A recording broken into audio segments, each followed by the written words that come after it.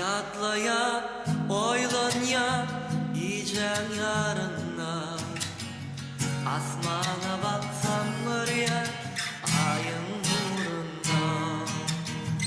Yaşaya yedim senin barında.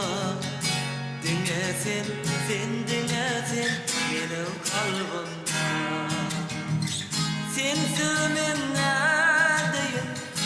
Olmasın yanımda, yanımda ben yaşamak istemin dünyada. Sensiz neredeyim?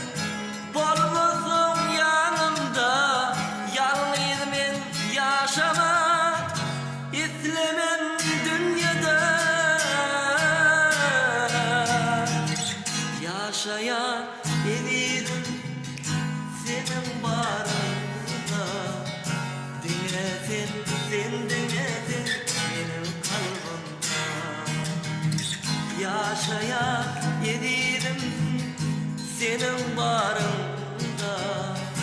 Dinlesin, sen dinlesin benim kalbimde.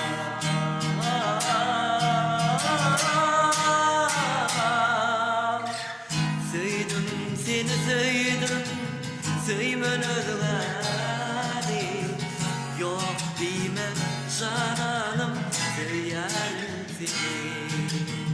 Bundan artık örteme hasrata beni. Dinlesin, sen dinlesin benim kalbimde.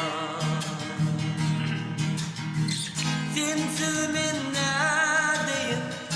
Olmasın yanımda, yalnız ben yaşamak istemin dünyada. Sensiz ben neredeyim? Olmasın yanımda, yalnız ben yaşamak istemin dünyada. Mehriban dostum, mehriban müştaklar. Dostum çok hoşlandım, yakında size soğudum da. Yani gitar akustik albüm, karışağım da. Yattan çıkarmak mehribanım. Hem bana söyleyen, sağ olun müştaklar.